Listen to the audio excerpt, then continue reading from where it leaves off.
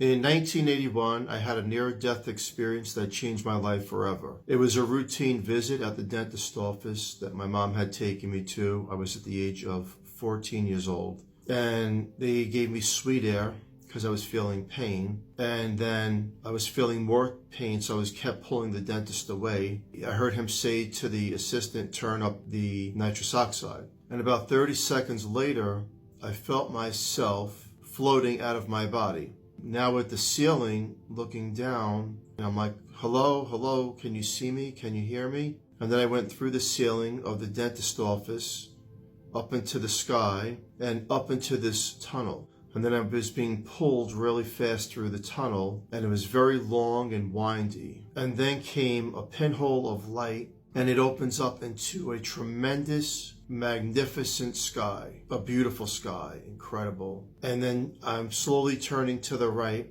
and I see these gates, these golden gates, miles high and miles wide, and I start floating through it. And I was going through a field. Every plant, every leaf, every tree was perfect. And they keep going on and very, very long and beautiful. And you just take in all this feeling of love and the feeling of I'm home. Then I'm being pulled through this garden. The garden is second to none. Every flower, every rose, every petal was magnificent. Far in the distance was an angelic being, no wings, coming slower and closer to me. And when she was near me, through the mind, not through talking, she said, follow me. And she's pulling me by vibration, not by touch. And we're drifting now through the garden. And she takes me to a scenery that looks like a park. And then she goes away and she just keeps going. And in my mind, like, where are you going? Don't leave me, because I felt comfort with her, like I knew her.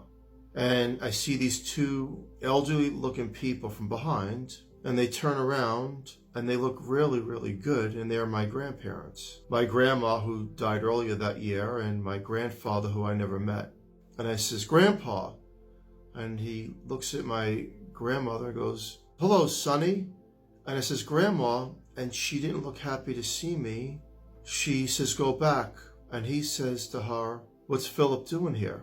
And I wanted to stay with them, because when you're on that side, you can feel all the beauty, all the perfection, all the love. It's 1,000 times greater than we experience here on earth. And I wanted to stay because I felt like I was implanted back home. And as she told me to go back, I was pulled backwards into this tunnel very, very fast. And I kept thinking, I don't want to go back. I remember being stopped in the tunnel and pulling myself through thought back to heaven. And as I was pulling myself back to heaven, and I seen this tremendous, beautiful sky, once again, I was pulled backwards into the tunnel, going really, really fast. And I was pulled into a hospital where they were working on me.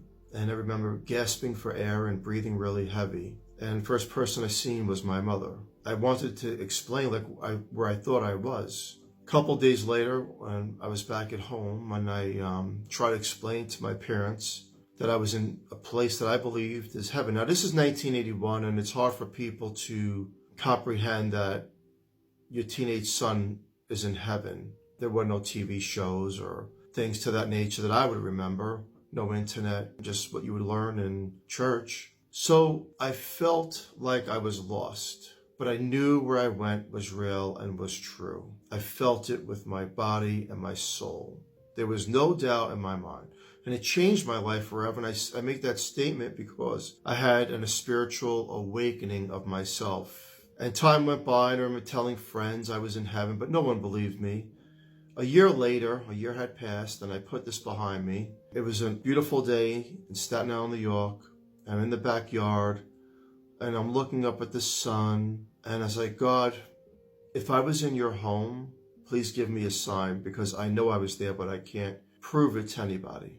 And my mom that day decided to take my brothers and my sisters and myself for a walk. My father was at work in Manhattan. It was a long street we lived on, and she took us for a walk. Nice, we're all happy as a family, walking, just getting some fresh air. And halfway up the block, I felt this vibration to the right side of me. It was the same vibration that I felt in heaven when I sent that angelic being. And I looked at her and I said, "You can see me?" And she says, "Yes, I can see you, silly."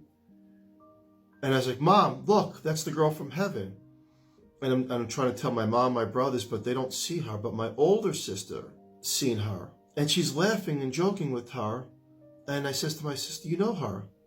And she goes, "Of course I know her, but I don't know from where."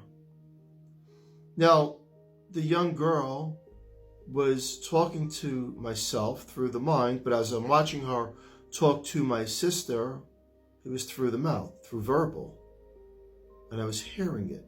And she made me feel good. She made me feel like, you ask God for a sign, I'm here. She had blonde hair, crystal blue eyes, no wings. She had blue jeans on, a shirt with flowers, beautiful flowers like I've seen in heaven. And she's skipping along and laughing with us. And my mom's looking at me and my brothers and my sister and like, who are you talking to? And then about a minute later, she disappeared. And me and my older sister were looking for her. I believe that in mysterious ways, prayers are answered. And I'm thankful that my older sister was able to see her and acknowledge her. And we felt like we knew her, but we didn't know from where. Well, before I was born, my mom had lost a child at a few weeks old, a daughter that I never got to meet, of course. And it was heartbreaking for the entire family. And I believe, and my sister believes, that that was her. And we got to meet her. Heaven is real. Heaven is magnificent. And my simple words don't do it any justice because of the beauty and perfection. I get asked, "Well, Philip, did you see God?" No. I seen the light, and the light was the vibration, and the vibration of light was God. God is the light. God is the creator. God is the essence of all things that exist. It is the purity of all of us. We're in a shell. Our body's a shell, and when we leave, our soul goes on to where it came from, and I call heaven home. I believe that we have to live this journey to complete things that we wanted to learn on a soul basis before we come into the physical realm. I'm 55 years old today, and we still talk about it, me and my older sister, the girl from heaven, me crossing over, coming back, and sharing my experience. I consider myself a messenger to help, teach, and sometimes heal people that are grieving to know that there is another side. I promise you we go on, and I promise you this, that our loved ones that we miss and that we cherish and that we are so devastated and heartbroken for, that we'll think we'll never see them again, that is so untrue, because you will. To all those watching this video, I promise you that heaven is real. And have faith, believe, trust, love, and most importantly, do things for mankind.